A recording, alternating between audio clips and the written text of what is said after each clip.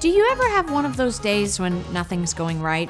Maybe you get up on the wrong side of the bed, or you're out of coffee at home and have to rush to get to work, or traffic makes you late, and then something happens or someone says the wrong thing and boom, you explode. Well, you're not the only one who's had a bad day here and there. So do your friends, coworkers, and guests who come to your city. Think about it. Guests are in unfamiliar territory, depending upon you for basic services like transportation, food, and a place to sleep. They may even be tired of the people they're traveling with. Now, who hasn't had to deal with that? So maybe they got up on the wrong side of an unfamiliar bed, no breakfast, tried to pack too many things into one day, and they run into you. Something goes wrong and boom!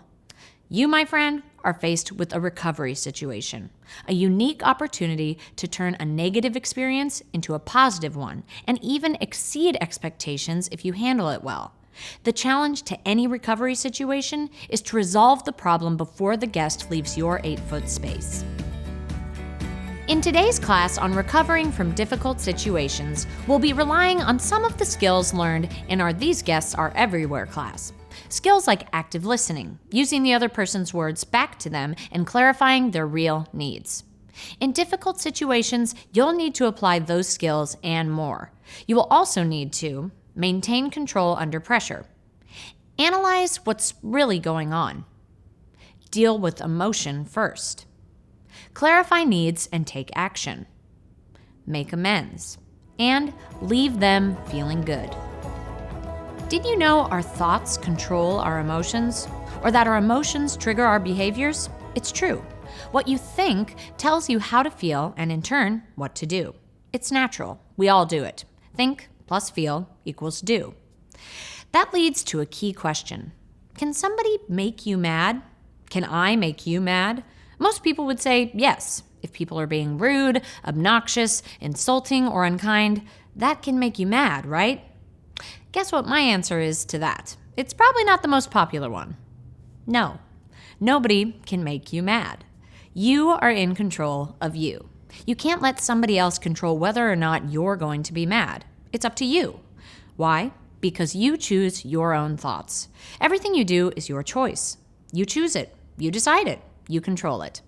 Instead of allowing someone to control your thoughts, try to get into analysis mode rather than reactive or anger mode. What happened before this? Is this a long string of events that's driving that anger? If you can look at the real issue and try to think about and analyze what's happening instead of getting caught up in it, you can maintain control.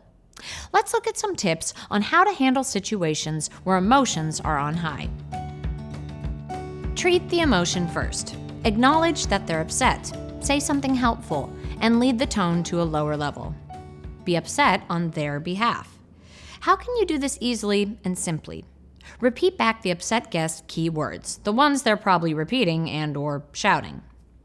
Let's say you're working at a place where kids have an area to play like a playground or a museum or even a restaurant waiting area. All of a sudden, 2 adults are screaming at the top of their lungs at each other and you spot it. Once you get in between them and ask what happened, you discover that one child hit the other and the 2 parents have exchanged words in an aggressive tone. Well, of course, the best thing to do is immediately separate the 2 adults, and if you can, take the most upset one behind the scenes or to another space to change the energy and get the dispute out of public view. Sometimes by changing location, even if it's just a few feet, it helps. Ask once again what happened and listen with empathy. You need to be upset on behalf of this person. The parent tells you that while they weren't looking, another child hit their child who came running up to them screaming with a mark on their arm. They want something done. Which of these is a good empathy response? Well, you just never know what kids are going to do. Or, I know you're mad, but come on, you weren't watching your kid either. Or, there's no doubt you're outraged, and I'd be very upset if something like this happened to my child too. We will take care of it right away. Well, what about A? That's not a good one because you're acting like it's no big deal, when clearly it's a huge deal to the parent. It makes it sound like you don't care and aren't going to resolve anything. Oh, how about B? I know you're mad, but come on. That's not the point. The point is that they felt wronged and it has affected their experience negatively. Now, C is an empathetic statement. You're not solving anything, but you're letting that person know you understand. And notice in C's response that there's a promise of action, which is what they said they wanted. By repeating that, they know that you heard them and are taking them seriously. So remember, use an empathy statement that helps the person vent and lets them know that you heard them. Never argue with a guest. You could win the argument and lose the guest forever. Let's move on to tip number 2. Clarify what the customer wants and take action. Now that you understand using empathy and treating the emotion first, you need to move the situation along and give them something to think about. Using our previous example, a good response would be to calmly say, "It sounds like you want to make sure something is done about the incident and it doesn't happen again. Is that right?" You can also try the "while I can't" formula.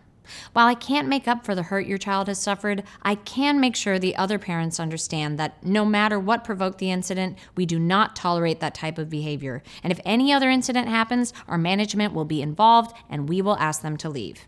While I can't do X, I can do Y. There's also the bad news formula. While I can't make up for the hurt your child endured, I can make sure that you're not near the party for the rest of your visit and move your name up in the wait line. Bad news, but good news, and good news, and good news. Tip number 3, make amends. The definition for this is to compensate as for an injury, loss, or insult. People can feel entitled to something when they feel that they've been treated unfairly or they feel they've been treated poorly. If you do have the option to offer extra help, or you know of a way to make this guest recognize that you've made an effort to make amends, now would be the time. Going back to our example, a statement that could help you make amends could be, "I'd like to make it up to you by recommending a great place for you to check out while you're here in town." Here's another one. "Sorry about all the stress, but if you need a great spot to relax, right by your hotel is a spot called Founders Park. It has fountains, it's very green with a pond for kids, and it always makes me feel good when I'm there." And finally, tip number 4, and we've mentioned this before, leave them feeling good. Remember that experiences are all about how you make people feel, and if they feel good or great, they will return. Use a statement like, "Thanks for coming in today. I know you had a bad thing happen, but I hope that we responded well enough for you to consider coming back. And know that any of us are available to help make your time with us great." So now you see how a difficult situation can actually be turned around to exceed expectations and set things back on track for a great visit to your town. Just remember the 4 tips. Treat the emotion first. Clarify what the customer wants and take action. Make amends. And leave them feeling good.